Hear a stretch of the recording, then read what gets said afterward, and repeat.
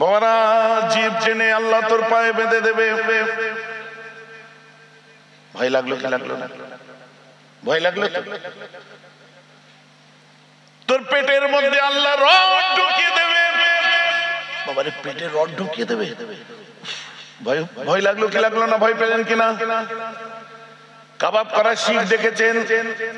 কাবাবের শিখ গরম করে আল্লাহ তার চোখের মধ্যে দেবে। উফ বাপরে, ওই দিক দিয়ে উঠে পালিয়ে যাচ্ছে। কি হুজুরের ওয়াজ শোনা যাবে না বলে কেন? বলছে রড গরম করে পেটে ঢুকে দিচ্ছে, শিখ গরম করে চোখে দিচ্ছে, জিভ টেনে পায়ে বেঁধে দিচ্ছে। কে দেবে বলেছে? ওই ওই হুজুর বলতে আল্লাহ দেবে। আমি দেশি ভাষায় মানে হুজুর বলছে আল্লাহ দেবেন। কি তুই ভুল করলে আল্লাহ দেবে না? সে ঠিক আছে, আমার আল্লাহর কি আর অন্য কাজ নেই, শুধু এই কাজই করবে? সত্যি তো লজিক্যালি মাথায় তো এটাই আছে, আমার আল্লাহকে শুধু রড গরম করে আছে আমাদের পেটে ঢুকাবেন বলে। এই যে কি বলে এয়ারপোর্টের সামনে মন্ডল গাছি, বুঝলেন, একটা জলসায় গিয়ে বসেছে, আমার আগে হুজুর ওয়াজ করছে, মোটা সোটা হুজুর এমন করে বলছে, আমার থেকেও মোটা, বুঝলেন, সে স্টেজ একদম পুরো কেঁপে উঠছে। আমি এত ভয় পেয়ে সিটিয়ে গেছি, আল্লাহ যা ভয় দেখাচ্ছে। ছেলেটাকে বুঝিয়ে বাজিয়ে বলল আর বলবে না, এবার বস খানিকক্ষণ।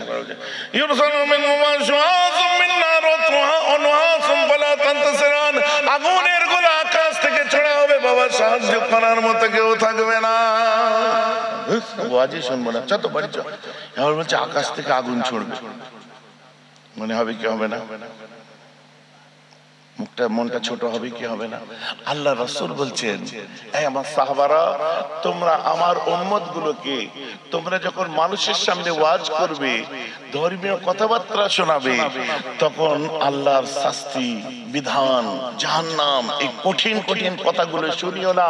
ওতে ওরা মায়ুস হয়ে যাবে, ওরা নার্ভাস হয়ে যাবে। আল্লাহর রহমতের কথা বেশি বেশি শোনাবে, কেননা আমি মুহাম্মদ সাল্লাল্লাহু আলাইহি ওয়াসাল্লাম আমি বলে দিচ্ছি, আল্লাহর গজবের থেকে রহমতের হাতটা ৭০,০০০ গুণ লম্বা। জোরে বলেন না সুবহানাল্লাহ। ভয় দেখালে হবে? বাবারা, এক ওয়াক্ত নামাজ কাজা করবে, ৮০ হুপ্পা জাহান্নামে যেতে হবে। এক ওয়াক্ত কাজা করলে ৮০ হুপ্পা জাহান্নামে যেতে হবে। এক হুপ্পা মানে কত? ২,৮৮,০০,০০০ কত হাজার, ওই হিসাবে বুঝিয়ে দিই। বাপরে বাপ, বাঁচবো তো ৬৫ কি ৭০ বছর। এক ওয়াক্ত যদি কাজা করলে এই যে ২,৮৮,০০,০০০ কত বছর জাহান্নামের নিচে যেতে হয়। তো এই ওয়াজ শুনে কালকে ছেলেরা নামাজ পড়তে যাবে, আর দুটো শিক্ষিত ছেলে দাঁড়িয়ে রয়ে যাবে, এই চ নামাজ পড়বে না। এক ওয়াক্ত কাজা করলে ২,৮৮,০০,০০০ কত হাজার বছর জাহান্নামের নিচে যেতে হবে, জাহান্নামে যেতে হবে, জানিস? বলছে তুই পড়বে যা। আমি পড়বো না। বলে কেন? বলছে হিসাব মিলিয়ে দেখ, বাঁচবো ৬৩ বছর। আর এক ওয়াক্ত কাজা করলে যদি এই হয়, তো সারা বছরে কত ওয়াক্ত কাজা করেছে আমার হিসাব নেই। আর জান্নাতে যাওয়ার আশা আছে? ভাইজান আমার কথা বুঝতে পারছেন কি পারছেন? আর জান্নাতে যাওয়ার আশা আছে। এখন 24/7 যদি লেগে থাকে, আমি তাও শুনতে পারবো না। বরং তাদেরকে এই কথা বলে দিন, পাগল, উমরি কাজা আরম্ভ কর, রাস্তায় চলে আয়, মাগরিবের নামাজ পড়লি 2 মিনিট একটু টাইম দে, আল্লাহকে বল, আল্লাহ যখন নামাজ পড়তাম না তখনকার কাজাটা পড়লাম, আবার এশায় একটু টাইম দে। একে উমরি কাজা বলা হয়। উমরি কাজা শুরু করে দিন, মুসাল্লা পর্যন্ত আসা আপনার কাজ। আপনি মাপ চেয়ে নামাজ কাজা আরম্ভ করে দিন। প্রতিদিন 2-4 ওয়াক্ত করে পড়তে আরম্ভ করুন। এরপরে টাইম আপনার যদি মনে হয় কম, আপনি রাত্রে এসে পড়তে আরম্ভ করুন। যখন কনভেনিয়েন্ট পাবেন পড়তে আরম্ভ করুন। আযাব থেকে মাফ হবে, নামাজ মাফ হবে না। এই করতে করতে যদি আপনি মরে যান, ইন্নামাল আমালু বিন্নিয়াত, আপনি নিয়ত করে মুসাল্লায় তো গেছিলেন, কবুল করা তার কাজ।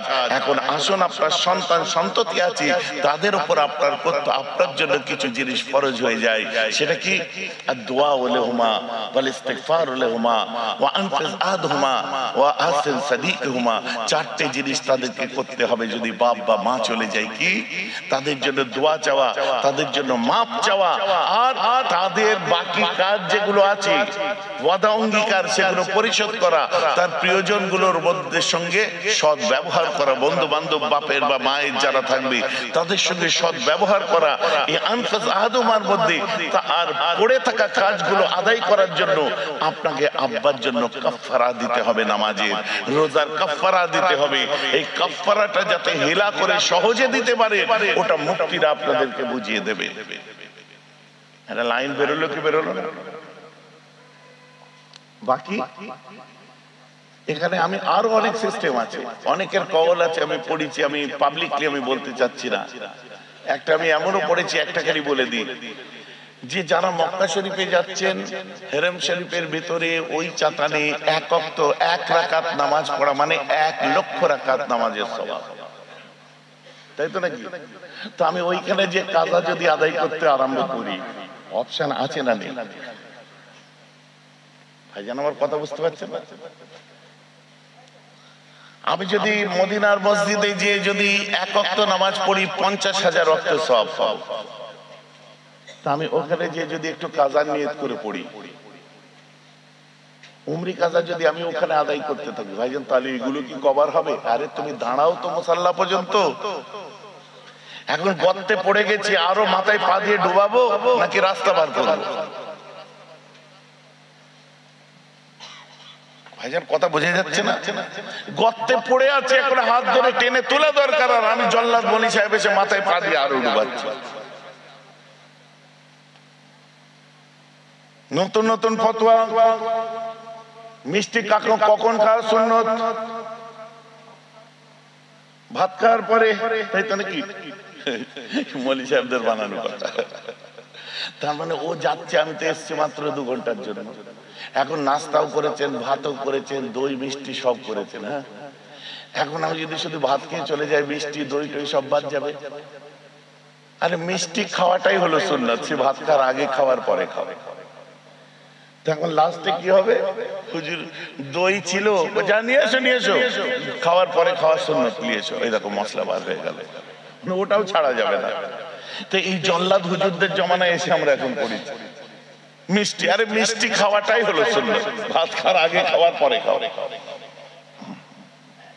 সে কেসটা কিরকম জানেন? বালিশে বসলে কি হয়? জোরে বলেন, কোথায় কোথায় কোথায়? কেউ উত্তরটা দিতে পারলেন না। বালিশে বসলে কোথাও ফোড়া হয় না, বালিশটা ফেটে যায়, তাই তো নাকি? কে একজন বলবে যে বালিশে বসেছিস, বস, তোর ফোড়া হবে দেখবি। বালিশে বসলে সেন্টারে ফোড়া হয় বলছে, আসল উত্তর বালিশে বসলে বালিশটা ফেটে যায়। ওই জন্য হিসাব বুঝতে পারছেন তো নাকি? এখন পাবলিক আপনারা, হুজুর আমরা, এখন আমরা যেটা বলবো সেটাই ঠিক। আপনি দেখলেন না একটু আগে কি বললাম? গাঁজা খাওয়া হালাল না হারাম? সবাই বললেন হারাম। মদ খাওয়া হালাল না হারাম? সবাই বললেন হারাম। যে মদ খায় সে কি নামাজ পড়ে? বলেন সত্যি কথা। গাঁজাখোর কি নামাজ পড়ে? কিন্তু যে সুদ খায়,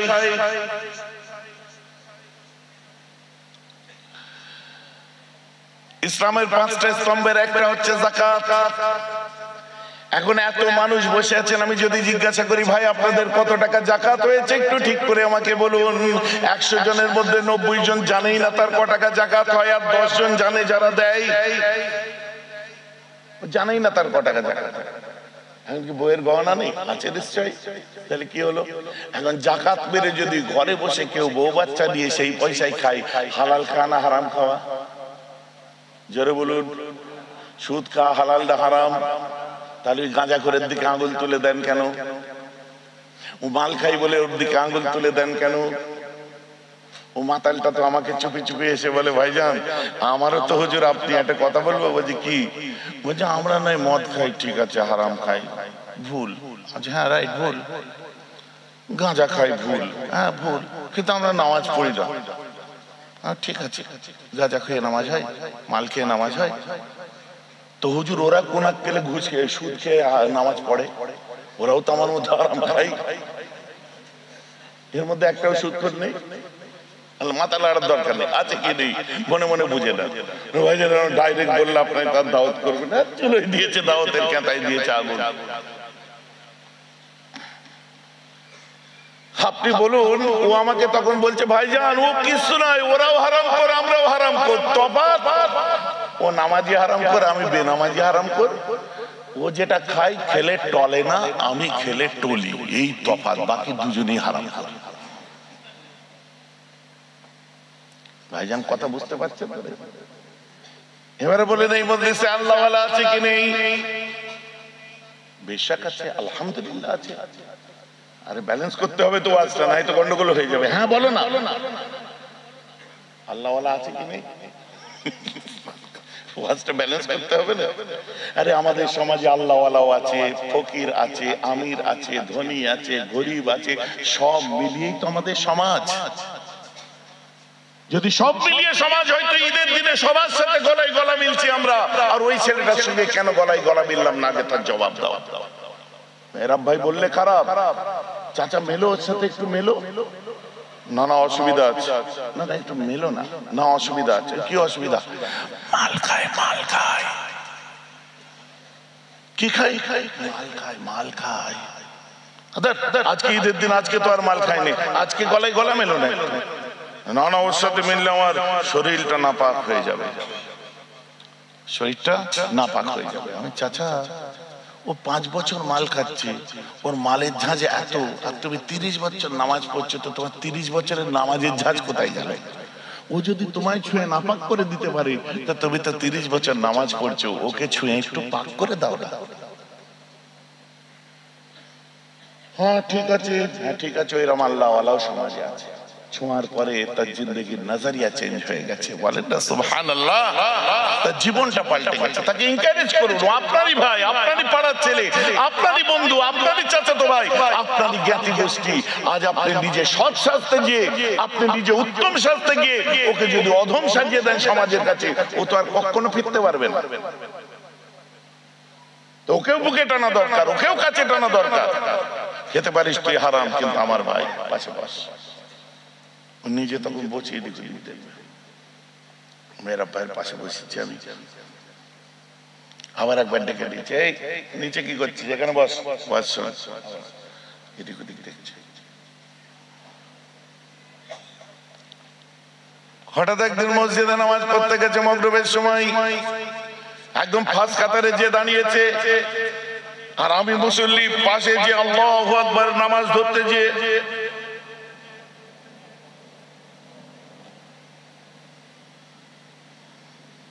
বাঘ দেখে ফেলেছে।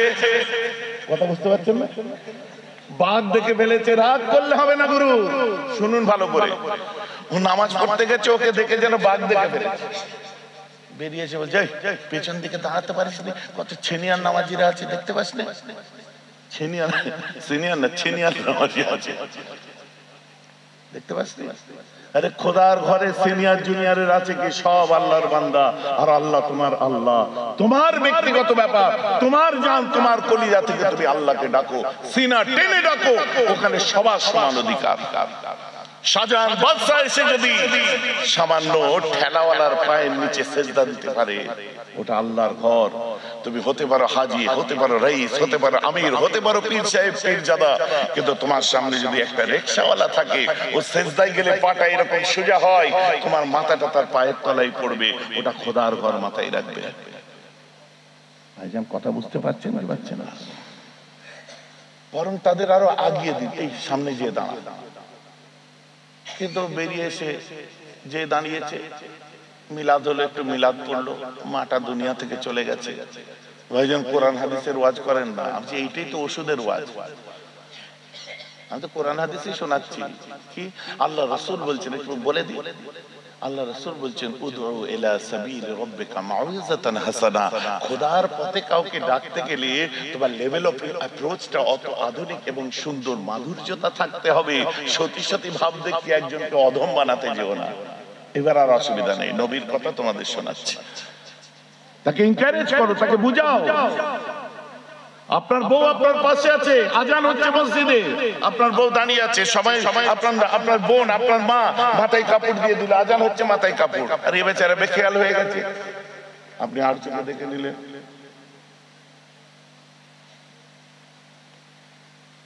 ভেতরে ভেতরে রাখছেন।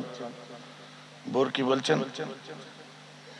আমার মার দেখে শিখতে পারো না, আমার বোনের দেখে শিখতে পারো না, বাপ মা কিছু শেখায়নি নাকি? আজান হচ্ছে মাথায় কাপড় দিতে পারো না? যত সব। কোথায় বিয়ে করেছিলাম এগালিয়ে মরে গেলাম। হ্যাঁ, শিখে নেবে আমার মার কাছে। শালা খচ্চর দেখো বিড়ি ধরিয়ে মায়ের কাছে শিখে নেবে।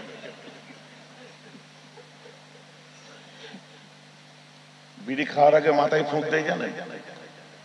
যারা বিড়ি করে জিজ্ঞেস করে, বিড়ি বার করবে করে আগে মাথায় ফুঁক দিয়ে তারপর ধরবে। কেন বলেন তো? ও বিড়ির মাথা ঠান্ডা করে আগুন লাগাচ্ছে। না না না, আমার কথা বুঝুন। কিন্তু তুমি যে জিনিসটা করলে ও সংসারটাই আগুন লাগিয়ে দিলে। আল্লাহ রাসূল এই কথা বলেননি। আমার নবীজি কি বলছেন জানেন? আমার নবী বলছেন, নিশ্চয় তোমার স্ত্রীকে তুমি বলো, নিশ্চয় তোমার বউকে তুমি বলো, you got a right, because সে তাকে তুমি কবুল বলে দেনমোহর দিয়ে বউ নিয়ে এসেছো, তুমি বাড়িতে কোনো ঝি নিয়ে আসনি বা কোনো মেড সার্ভেন্ট কাজের মেয়ে নিয়ে আসনি। তুমি তাকে ঘরে নিয়ে যাও। এই যুবকেরা শুনে নাও, ঘরে নিয়ে যে তার পাশে বসো, বসার পর সুন্দর করে তাকে বলো, আজকে তোমার একটা মিস্টেক হয়ে গেছে। কি? সবাই যখন আজানের সময় মাথায় কাপড় দিচ্ছিল, তুমি একটু দিতে পারলে না? ওরা আর চোখে চোখে দেখছিল তোমায়, আমি লক্ষ্য করেছি, তুমি না লক্ষ্য করতে পারো। ইস, আল্লাহর কি বিশাল মিস্টেক হয়ে গেছে তো। ঠিক আছে, এবার দেখে নাও কি করি আমি। আল্লাহ রাসূল বলছে, তোমার উপর আল্লাহর রহমত 10 খানা রহমত নাযিল হবে। বলুন না সুবহানাল্লাহ।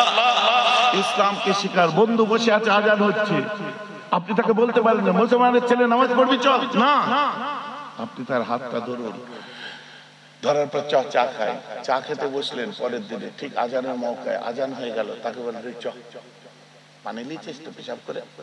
হ্যাঁ, নামাজ না পড়তে পারে ঠিক পেশাব করে পানি নিয়ে আমি, নো প্রবলেম, উজু কর না।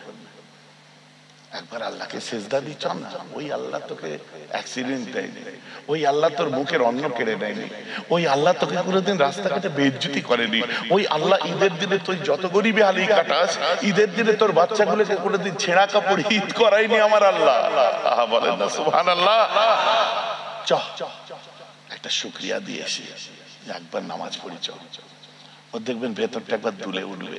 বলে চ, আপনি একদিন দুদিন 3 দিন সাথে করে নিয়ে যান, অটোমেটিক তার যাওয়া অভ্যাস হয়ে যাবে। কিন্তু আপনি এটা বলতে পারবেন না, মুসলমানের ছেলে নামাজ পড়েছি খেয়ে দিয়ে কাজ নেই, জলসা দিচ্ছে, জলসা দিয়ে নারে তাকবীর আল্লাহু আকবার মিলাদ দিচ্ছে। নামাজ পড়ে যাবে ভালো করে, নামাজ পড়িস।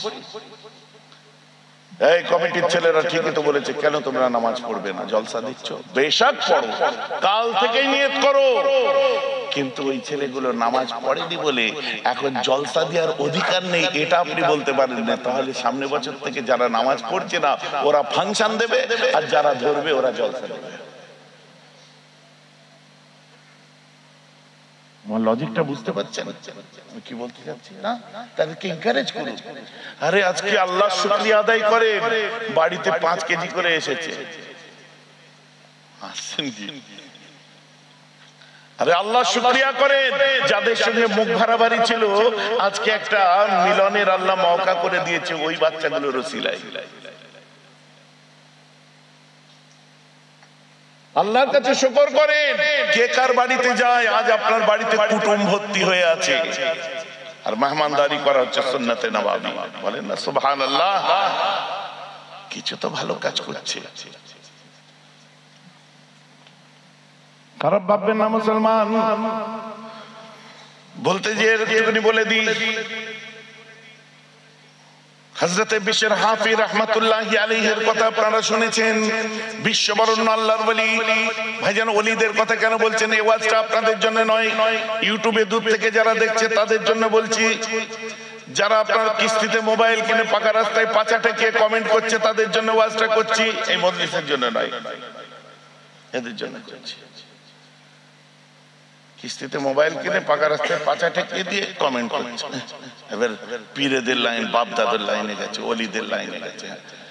তাও তো স্বীকার করতে হচ্ছে, বাপ দাদার লাইনে গেলে অলিদের কথা বললেই আমার বাপ দাদুর কথাই মনে পড়ছে। তোদের নসিব খারাপ, দেখ তোর বাপ দাদুর কথা মনে পড়ছে না। যেই অলিদের কথা বলতে যাচ্ছি, এবার বাপের লাইনে যাবে, দাদুর লাইনে যাবে। এটাও একটা অহংকারের ব্যাপার।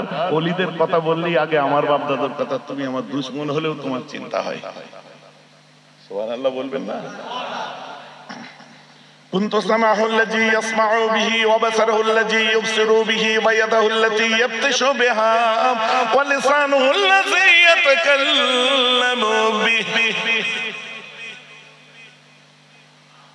আমার আল্লাহ রাসূল শোনাচ্ছেন, আল্লাহ বলছেন আল্লাহ ওয়ালা হয়ে যাও, ফানাফিল্লাহ হয়ে যাও, ফানাফির রাসূল হয়ে যাও। বান্দা যখন আল্লাহ ওয়ালা হয়ে যায় ওই সময় আল্লাহ বলেন কুনতু সামাহু আল্লাযী ইয়াসমাউ বিহি। বান্দা আল্লাহ ওয়ালা হয়ে গেলে আমি আল্লাহ ওই সময় ওই বান্দার দুটো কান হয়ে যায়।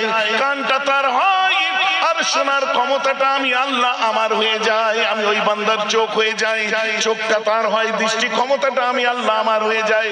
বান্দা যখন আমার হয়ে যায়, বান্দা যখন আল্লাহ ওয়ালা হয়ে যায়, আমি ওই বান্দার তখন জবান হয়ে যায়। জবানটা বান্দার হয় কিন্তু কথাগুলো আমি আল্লাহ আমার হয়ে যায়। আমার ক্ষমতা দিয়ে কথা বলে। কাদের জন্য বলেছে? ওলিয়া উলিয়াদের জন্য বলেছে। দ্যাটস ওয়াই একটু আল্লাহর ওলিদের কথা বলছি। হযরতে বিশর হাফের প্রথম জীবনটা কি জানেন? বিশ্ববরণ্য আল্লাহর ওলি, উনি মদ খেতেন। প্রথম লাইফ মদ খেতেন। একদিন বিকাল হয়ে গেছে, কাজ কাম মিটিয়ে দিয়ে এবারে একটু মদ টদ খাবেন বলে যাচ্ছেন। যেতে যে রাস্তায় হঠাৎ করে দেখে একটা কাগজ পড়ে আছে, আর কাগজটাতে বিসমিল্লাহির রহমানির রহিম লেখা আছে। উনি হাতে করে তুলে দিয়েছেন, নিয়ে ভালো করে পরিষ্কার করে চুমো দিয়েছে, চোখে বুলিয়েছে। ফের ঘুরে বাড়িতে এসেছে, এসে একটা উঁচু জায়গায় তুলে রেখে আবার চলে গেছে। কোথায়? মদ খেতে। এই কাজটা আমার আল্লাহকে অতটুকু ব্যাপার এমন ধাক্কা লাগলো। মদ খেতে গেছে, ড্রিঙ্ক করেছে, তদানিয়ন্ত্রণকালের বিখ্যাত আল্লাহর ওলি হযরত হাসান বসরি রাদিয়াল্লাহু আনহু রাহমাতুল্লাহি আলাইহি। হাসান বসরি মানে হযরত রাবিয়া বসরির পীর মুর্শিদ।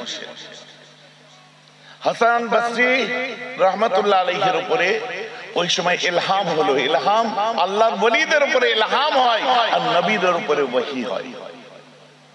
মানে খোদার তরফ থেকে আওয়াজ এলো, হাসান অমুক মদের থেকে চলে যাও, পান্থশালায় চলে যাও, একজন ব্যক্তি মদ খেয়ে পড়ে আছে, দেখো ওকে ওখান থেকে বার করে আনো, আমি আল্লাহর উপর মেহেরবান হয়েছি। হাসান বসরি চলে যাচ্ছে। যাওয়ার পরে যখন পান্থশালার মধ্যে গিয়ে ঢুকছে, সব মাতাল্লা দেখে চমকে উঠেছে। বাইরে হুজুর আর ভেতরে ভেতরে মাল খেতে এসেছে। এই ঘটনা আমার এখানেও ঘটেছে। কিন্তু যখন পাঁচ পীর জানেন তো নাকি, কুতুব আছে, জিজ্ঞাসা করে নিন। বিভিন্ন রকম ওয়াহিয়াত যখন কাজ চলতো, পাঁচ পীর বুঝলেন, গাঁজা মাজা টানতো, সব কত কি আর বললাম না, আপনারা সব জানেন তো। আর আমার গাড়ির কয়েকটা জিনিস খুব স্ট্রং থাকে, জানবেন। বাম্পার খুব স্ট্রং থাকে। বাম্পার বোঝেন, সামনে যেটা। এই গাড়িটা অবশ্য আমি অরিজিনালি মজবুত গাড়ি। এর আগে যত গাড়ি ছিল সব মোটা বাম্পার লাগানো থাকতো, কারণ হাই স্পিডে চলে, খোদা না করুক কোনো জায়গায় ধাক্কা টাক্কা যদি লেগে যায় হবে। একদম গেটের সামনে যে হরেন দিচ্ছে ভেতর থেকে ওই পাঁচ পীরে, তখন ওইসব খুব জোরে ওইসব চলে। ভেতর থেকে আপনার বিশাল আওয়াজ, গালা গালি। গাড়িতে এরকম আমার সিকিউরিটিরা ওঠার জন্য একটা লাঠি থাকে, আমার নাম ওদের, আমার লাঠি না, মারপিট পারি। তো যখন গালাগালি করছে, ওই গেটের মুখে হেডলাইট মানে সবকটা জ্বালিয়ে দিয়ে, ফগ লাইট টাইট দিয়ে নেমে আমি লাঠি নিয়ে নেমেছি বাইরে। একটাকেও ছাড়বো না, ছাল ছাড়িয়ে ফেলবো। কোথা থেকে ক্ষমতা এসছে আমি জানি না। এই মেয়েরা হুজুর, এই হুজুর, সেই হুজুর, পেছন দিয়ে দুধদার করে শব্দ হচ্ছে। সব সঙ্গে সঙ্গে আপনার ওই যারা ছিল আমাদের বাবুয়া ভাই, আরশাদ ভাই, ওদেরকে সব ডেকে নিয়ে আমি বললাম এখানে এক্ষুনি সব ফিনিশ করে দিয়ে আল্লাহর ঘর মসজিদ তৈরি হবে আর এখানে জিকিরের মজলিস কায়েম হবে। আর এটা বলে এর আগে অনেক হুজুররা চেষ্টা করেছে, আমি চাই হুজুর অন্য হুজুর।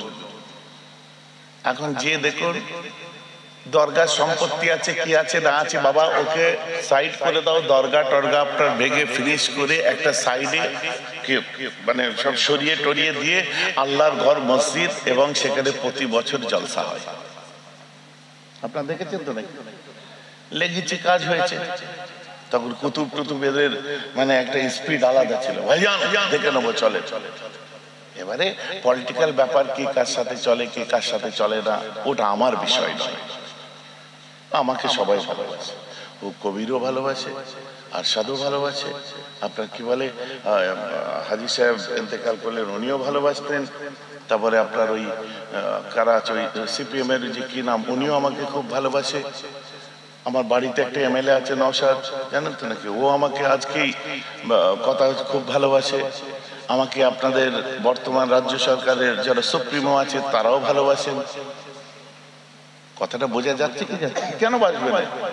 আমি চোরেরও হুজুর, ডাকাতেরও হুজুর, প্রফেসরেরও হুজুর, ধনীরও হুজুর, গরিবেরও হুজুর, প্রত্যেকের রাস্তা দেখানো আমাদের কাজ। ভাইজান কথা বুঝতে পারছেন না? একটাই কথা বলা, মারামারি করো না, কারণ তুমি পরে সিপিএম, আগে তুমি আমার রাসূলের উম্মত। তুমি পরে টিএমসি, আগে আমার রাসূলের উম্মত। Perhaps the greatest leader of all times was Muhammad sallallahu alaihi wasallam. বিশ্বের বুকে সর্বকালের শ্রেষ্ঠ লিডার যদি কেউ হয়, ওটা আমার নেতা, তোমার নেতা, বিশ্ব নবী মুস্তাফা ছাড়া আর অন্য কেউ নয়। জোরে বলুন সুবহানাল্লাহ।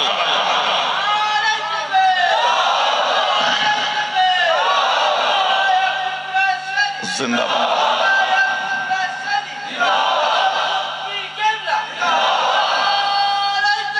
আল্লাহু আকবার। আপনি লক্ষ্য করে দেখুন, আমার রাসূল পশ্চিমবঙ্গের কোন লিডারের মতো লিডার ছিলেন না, ভারতের মোগলি সাম্রাজ্যের কোন বাদশা বা শাহিনশার মতো ছিলেন না, ইংল্যান্ডের টনি ব্লেয়ারের মতো ছিলেন না, আমেরিকার বারাক ওবামা, জো বাইডেন, বুশেদের মতো ছিলেন না। আমার রাসূল ছিলেন নেতাদের নেতা, শাহিনশাদের শাহিনশাহ, বাদশাদের বাদশাহ, নবী কুলের শিরোমণি, রাসূলদের সরদার। আল্লাহ যাকে জমিন আসমানের সবথেকে ইজ্জত দিয়ে পাঠিয়েছিলেন, ওটা আমার নেতা, তোমার নেতা, একমাত্র বিশ্ব নবী মুস্তাফা। জোরে বলুন সুবহানাল্লাহ। অতএব তার উম্মত যারা হয় সব সময় মাথা উঁচু করে থাকে, ও ঘুণ ধরা বাঁশ হয় না, তারা স্টিলের রড হয়ে থাকে। কথাটা বুঝতে পারছেন কি পারছেন না? তারা ঘুণ ধরা বাঁশ হয় না, তারা স্টিলের রড হয়ে থাকে সব সময়। আমার ভাইরা, প্রসঙ্গটা একটু বলে দিলাম, আসলো যখন। আমার মুসলমান শুধু এটাই নয়, আজ থেকে বহুদিন আগের একটা ঘটনা আমার আপনারা ইউটিউবে শুনেছেন। আজকে একজন ইন্তেকাল করেছে, আর 3 জন হাজী হয়ে গেছে। বলেন না আলহামদুলিল্লাহ। রাস্তায় মাল খাচ্ছিল। ভাইজান এই ওয়াজটা এখানে হঠাৎ কেন করছেন? জানি না, আমার মন চাইছে। নেশার ওয়াজ কেন করছেন? জানি না, আমার মন চাইছে। কথাটা আমার বুঝতে পারছেন তো নাকি? আমার মন চাইছে, আমি করছি, সত্যি বলছি। আমার মুসলমান খেয়াল করে শুনে রেখে দিন, বাবা মহা মুশকিল কাণ্ড যারা এরকম করে। আমাদের ওখানেও আছে, আমি তাদেরকে আমার দলিজে বসিয়ে রাখি। ভাইজান দলিজে বসিয়ে রাখি, আর আমি বলে দিয়ে রাত্রে 11:30টার সময় দেখা হবে। আর এক বাচ্চারা একটু ওই শুকনো নেশা করে। শুকনো নেশা বোঝেন? জলসাই গেছি, শুকনো নেশা বোঝেন না? শুকনো নেশা মানে সুশান্ত সিং রাজপুত, নাম শুনেছেন? সুশান্ত সিং রাজপুত যখন আত্মহত্যা করলো, তার গার্লফ্রেন্ড রিয়া চক্রবর্তীকে যখন ইন্টারোগেট করলো, পুলিশ জিজ্ঞাসা করলো তুমি কি কোনো নেশা সেবন করো? তখন রিয়া চক্রবর্তী বলছে little bit sometime I had take some marijuana. মানে কখনো কখনো আমি ম্যারিজিওনা নিতাম। আমার তো ব্রেন আউট, ম্যারিজিওনা এত সুন্দর নাম, কোন দেশের নেশা? নেশাটা কি? গুগল ডিকশনারিতে ম্যারিজুয়ানা মেরে দেখি বাংলায় লেখা হয়েছে গয় চন্দ্রবিন্দু আকার বর্গীর জয়াকার। সত্যি বলছি, মনে মনে গাঁজা কত সুন্দর নায়িকা এত সুন্দর করে বললো মানে একটু ম্যারিজুয়ানা আমি নিতাম। ম্যারিজুয়ানা মানে কি দামি জিনিস। আবে গাঁজা গাঁজা, কথা বুঝতে পারছেন না? গাঁজা খোর। ওই বেচারাকে বলেছি, শাহ আলম শুনছে, কেসটা ওর সামনে হয়েছে, ওই আমাকে গল্পটা শুনিয়েছে, আমার সাথে এসছে। এসে পরের দিন বলছে ভাইজান এসেছিল, এসে কি করলো বলছে শাটারের সামনে, শাটার নামানো ছিল অর্ধেক, শাটারের সামনে দাঁড়িয়ে বলছে শাটারটা উঠেই যাচ্ছে উঠেই যাচ্ছে উঠেই যাচ্ছে উঠেই যাচ্ছে উঠেই যাচ্ছে।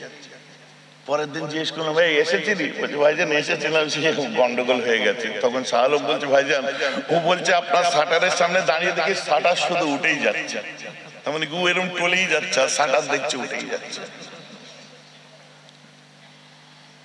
রাগ করবেন না, মামাজা ফামাজা, যা হওয়ার হয়ে গেছে। কথা বুঝতে পারছেন তো নাকি? যা হওয়ার হয়ে গেছে। আজকে রাসূলুল্লাহর মজলিসে আমরা বসেছি, আমাকে দেখে কি মনে হয় আমি আপনাদের দুশমন? না না, কখনো না। আমি তো আপনাদের দোস্ত, আমি তো আপনাদের ভালো চাহনেওয়ালা। আজকে আমরা এখানে ওয়াদা করব না, ওটা আমাদের জন্য নয়।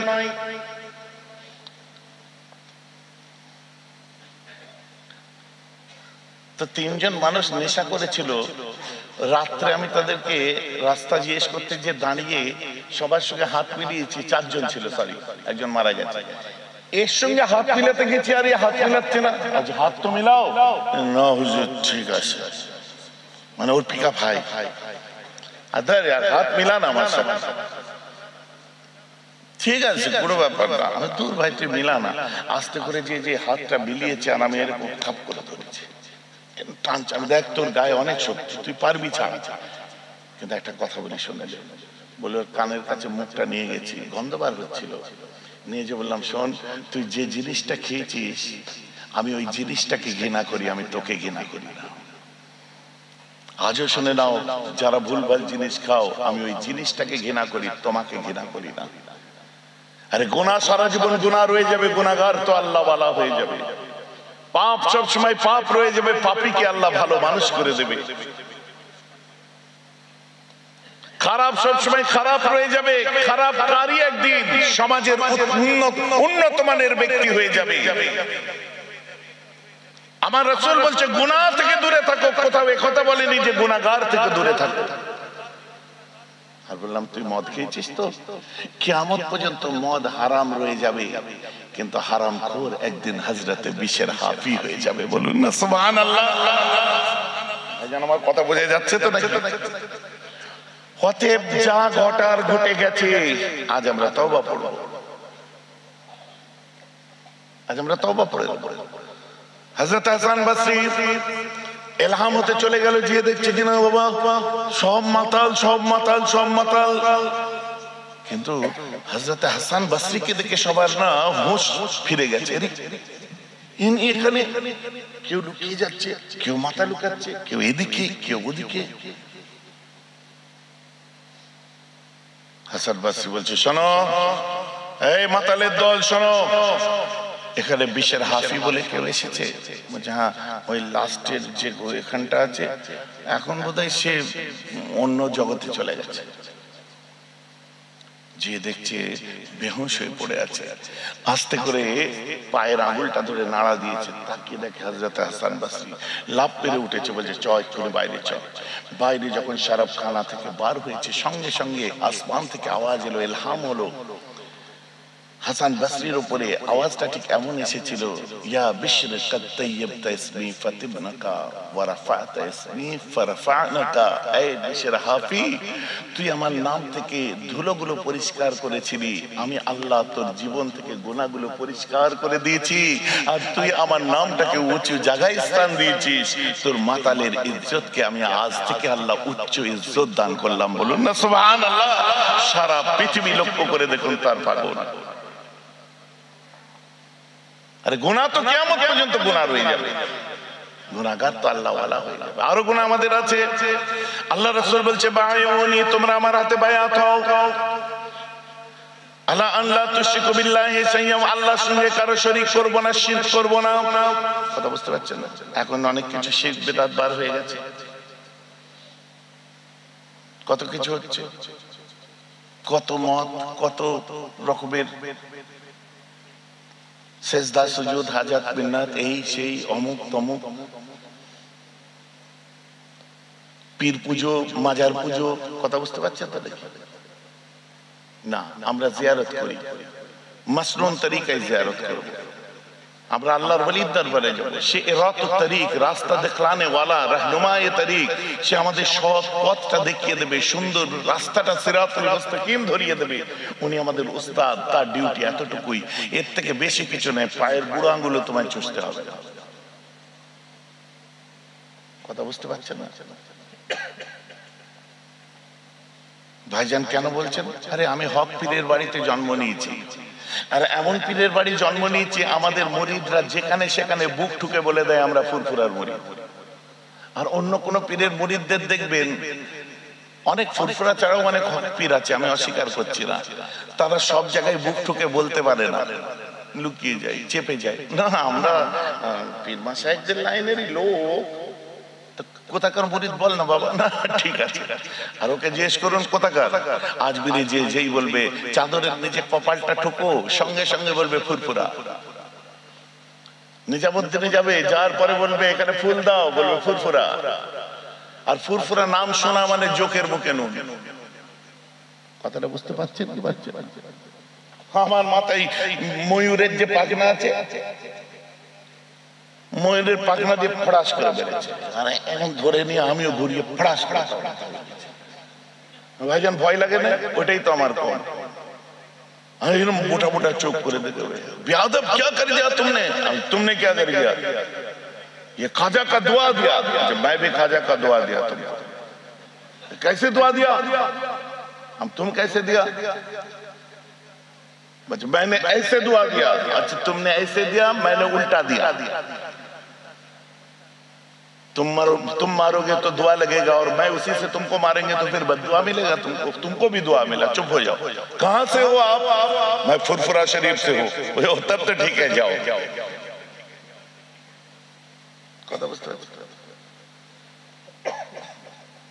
ফুরফুরা দরবার বলে একটা হোটেল আছে, হঠাৎ একটা মাওলানা চলে এসেছে। আমি জিয়ারত করে এসেছি, এসে আমাকে জিজ্ঞাসা করছে आप कैसे सुन्नी हो? क्यों, क्या हो गया जी? मैं सुन्नी हूं। नहीं, आप वहां गए, फूल भी नहीं डाले, चद्दर भी नहीं डाले, तो फिर कैसे हो गया? कैसे सुन्नी है आप? आज जो फूल डालने से सुन्नी बनते हैं, चद्दर डालने से सुन्नी बनते हैं, जो बेशक।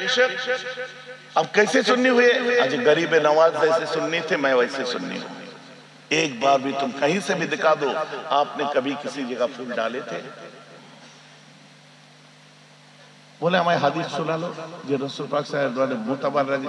আমি শুনেন, আপনি যদি একটা চাদর এর উপরে চাপা দেন আশরাফের কবর হিসাবে, আর ওয়াদা করুন আর দ্বিতীয় চাদর দেবেন না, তাহলে আমি বলবো যে আপনি দেন।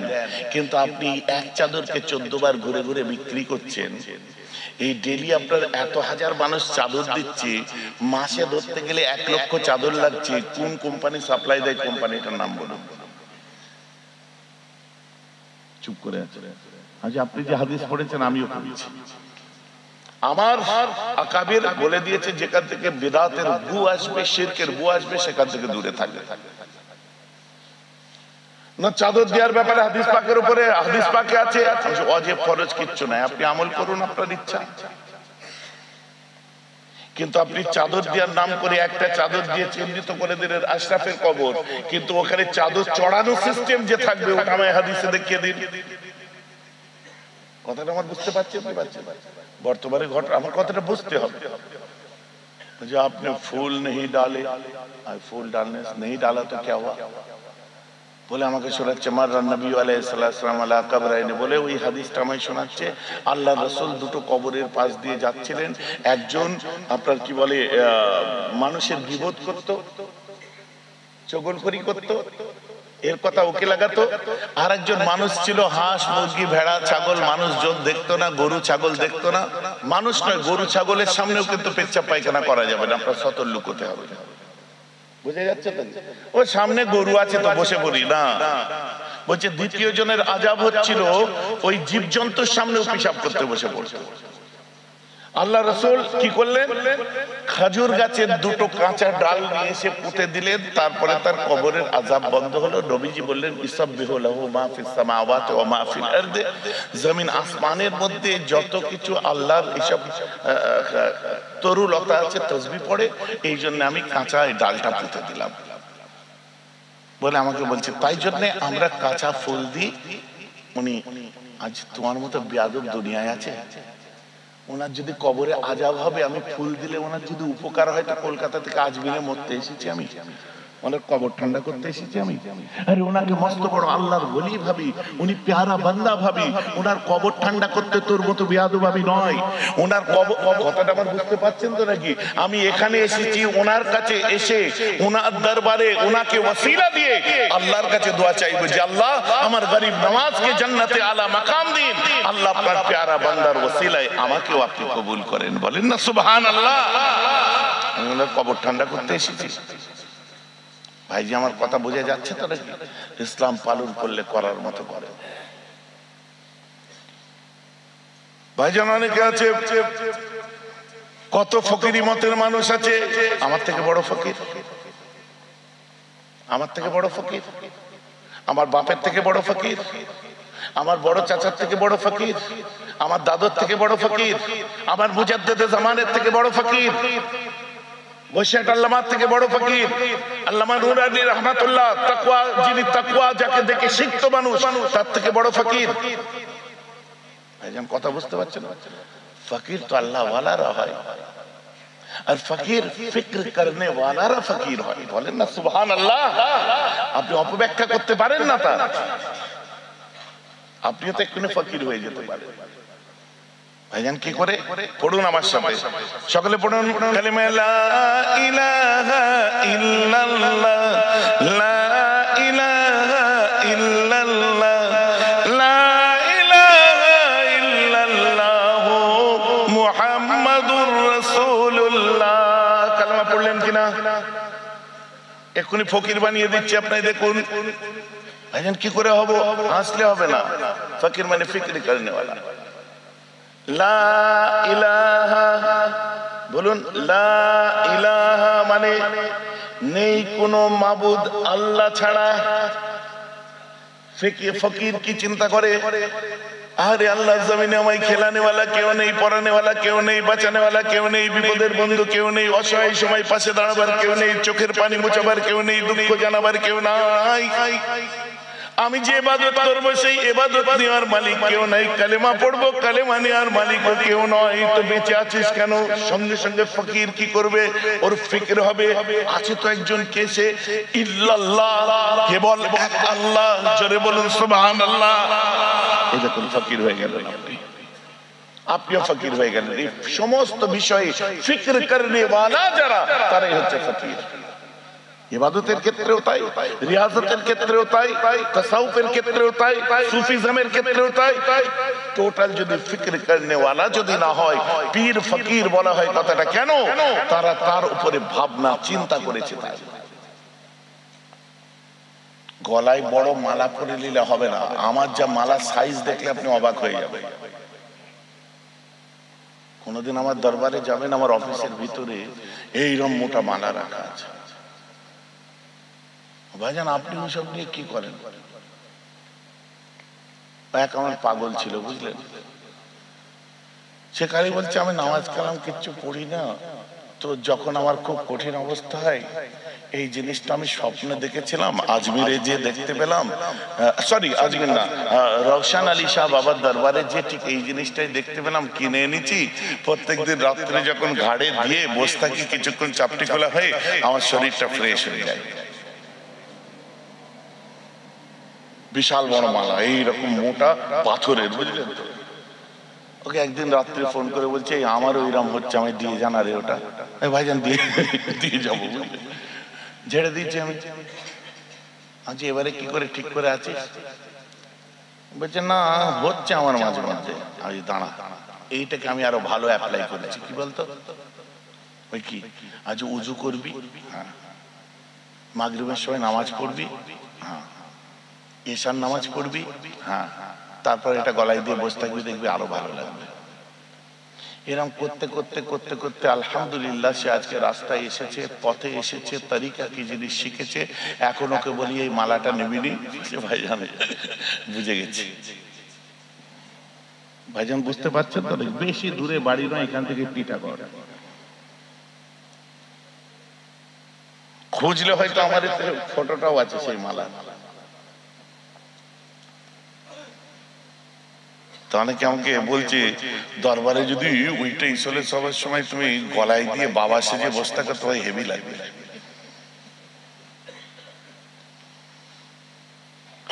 চলেন আমি যেটা বলছিলাম, এমন মুসলমান খেয়াল করে শুনে রেখে দিন, না না, শরীয়ত নিজের মন অনুযায়ী চললে হবে না।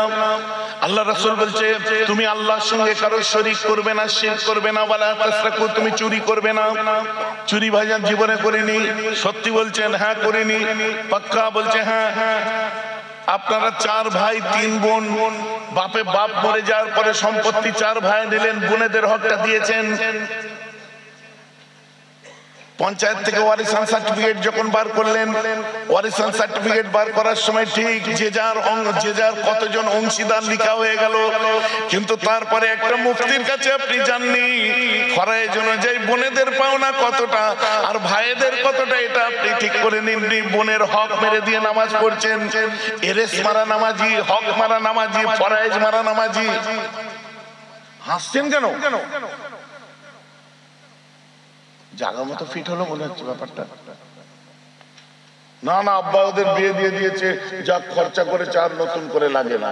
আচ্ছা, তোমার আব্বা বলে গেছিল যে ওদের বিয়ে দিয়ে দিচ্ছি আর আলাদা করে কোনো খরচা দিতে হবে না? তোমার আব্বা কি বলেছিল? না বলেনি।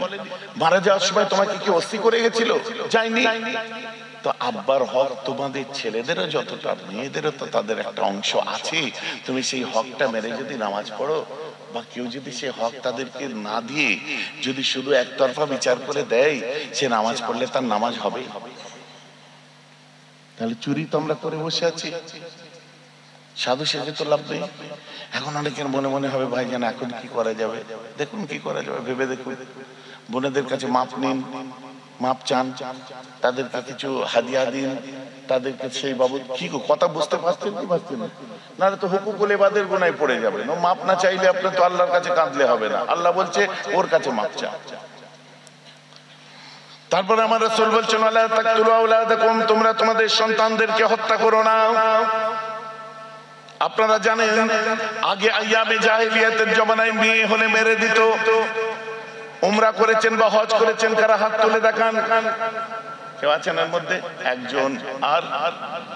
আর কেউ আছেন উমরা টুমরা করেছেন? চাচাজি আছে, জিজ্ঞাসা করুন এনাদেরকে। আল্লাহর কাবা থেকে বার হয়ে যখন আসছেন, আসার সময়